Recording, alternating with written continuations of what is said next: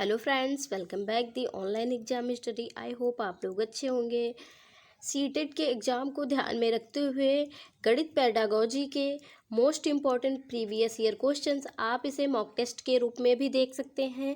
तो चलिए स्टार्ट करते हैं आज की अपनी क्लास। प्रश्न नंबर 1 है, गणित की कक्षा में संप्रेषण का उल्लेख किस क्षमता का विकास करना है। इसके ऑप्शन है ए दंड आरेख या बार ग्राफ को देकर आंकड़ों का अर्थ लगाना। ऑप्शन बी है कक्षा में पूछे गए प्रश्नों का उत्तर तुरंत देना। ऑप्शन सी है गणित की समस्याओं पर दूसरों के विचारों का खंडन करना। ऑप्शन डी है गणितीय विचार को सुव्यवस्थित, संचित और स्पष्ट करना। इसका जो राइट आंसर होगा ऑप्शन डी होगा, गणितीय विचार को सुव्यवस्थित, संचित और स्पष्ट करना।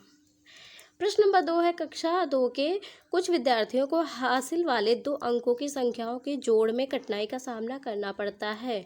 इस समस्या का कारण है। इसके ऑप्शन है ए गणित में रुचि का अभाव है। ऑप्शन बी है अंकित मान स्थानीय मान में अंतर की समझ का अभाव है। ऑप्शन सी है शून्य के महत्व की समझ का अभाव है। ऑप्शन डी है पुनः सामूहिकरण की प्रक्रिया की समझ का अभाव है। इसका जो राइट आंसर होगा ऑप्शन डी होगा, उन विद्यार्थियों को पुनर्सामूहिकरण की प्रक्रिया की समझ का अभाव है।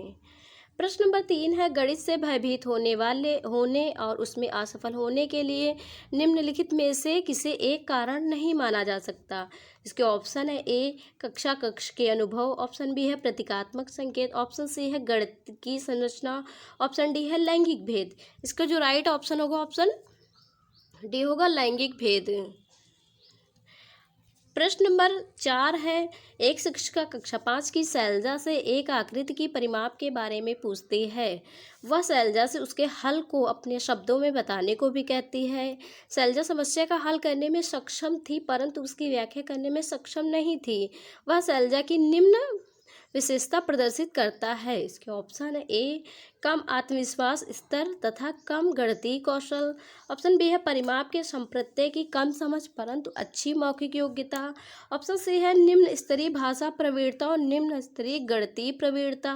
ऑप्शन डी है निम्न स्तरीय प्रवीणता और उच्च स्तरीय गणितीय प्रवीणता। इसका जो राइट ऑप्शन होगा ऑप्शन डी होगा, निम्न स्तरीय प्रवीणता और उच्च स्तरीय प्रवीणता है।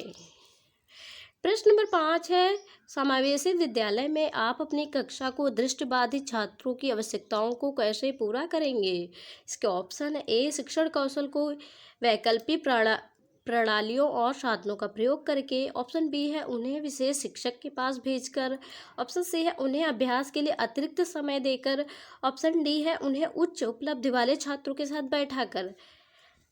यहाँ जो इसका राइट आंसर होगा ऑप्शन ए होगा, शिक्षण कौशल की वैकल्पिक प्रणालियों और साधनों का प्रयोग करके हम दृष्टिबाधित बच्चों की आवश्यकताओं को पूरा कर सकते हैं।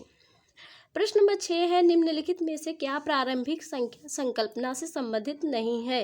इसके ऑप्शन है ए वर्ग समावेश। ऑप्शन बी है संरक्षण। ऑप्शन सी है मापन। ऑप्शन डी है वर्गीकरण।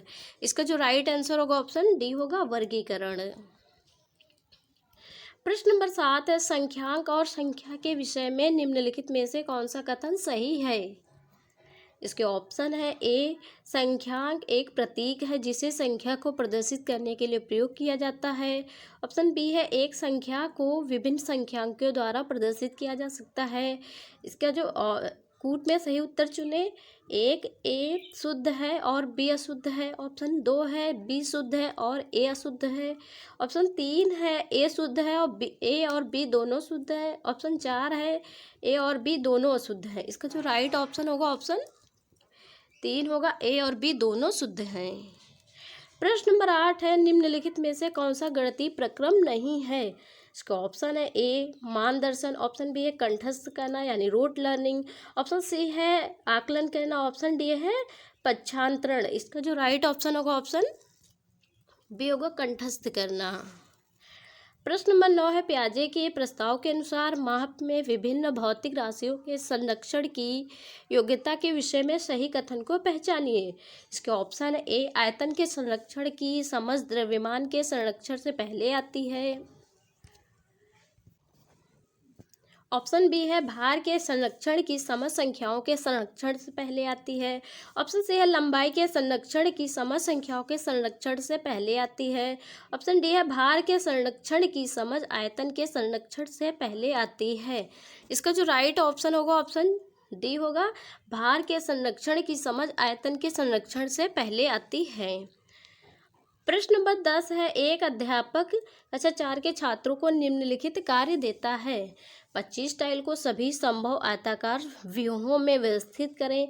इस कार्य से निम्नलिखित में से कौन सी गणितीय अवधारणाओं से संबंधित किया जा सकता है। इसके ऑप्शन है ए क्षेत्रफल, गुणनखंड, परिमाप। ऑप्शन बी है क्षेत्रफल, परिमाप, आयतन। ऑप्शन सी है क्षेत्रफल, आयतन, लंबाई। ऑप्शन डी है आयतन, क्षेत्रफल, लंबाई। इसका जो राइट ऑप्शन होगा ऑप्शन बी होगा, क्षेत्रफल, परिमाप, आयतन। प्रश्न नंबर 11 है, निम्नलिखित समुच्चयों में से गणित से प्रश्न हल करने का कौशल कौन सा कौशल है। इसके ऑप्शन ए चित्रांकन करना, पीछे से हल करना और रट लेना।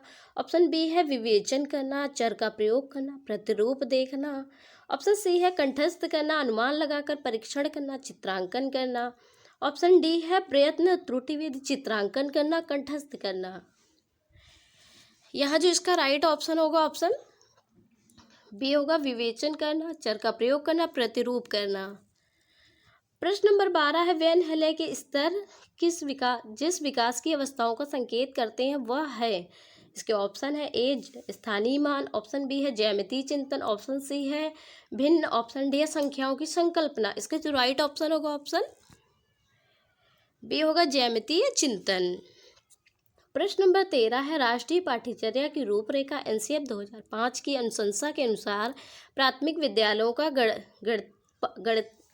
गणित पाठ्यक्रम। इसके ऑप्शन ए कार्यविधि ज्ञान पर केंद्रित होना चाहिए। ऑप्शन बी है गणितीय संकल्पनाओं में कठोरता देने वाला होना चाहिए। ऑप्शन सी है छात्रों को प्रगामी गणित के लिए तैयार करने वाला होना चाहिए। ऑप्शन डी है छात्रों के प्रतिदिन के अनुभवों से संबंधित होना चाहिए। इसका जो राइट ऑप्शन होगा ऑप्शन डी होगा, छात्रों के प्रतिदिन के अनुभव से संबंधित होना चाहिए।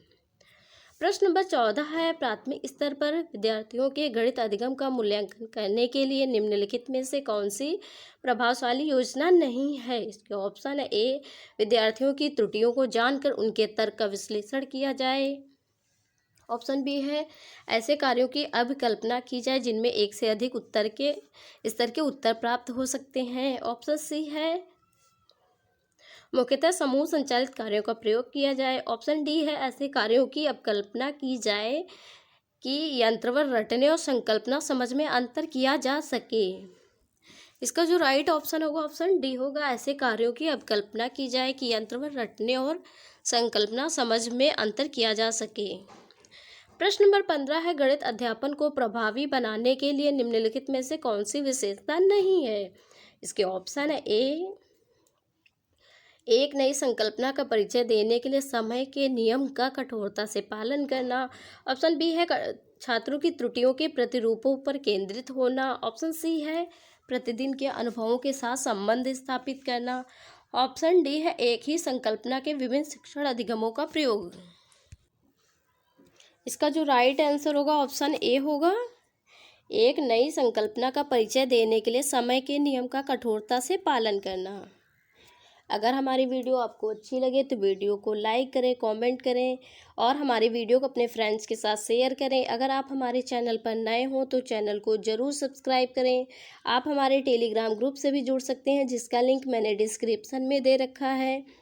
मिलते हैं नेक्स्ट वीडियो में, तब तक के लिए जय हिंद। Thanks for watching.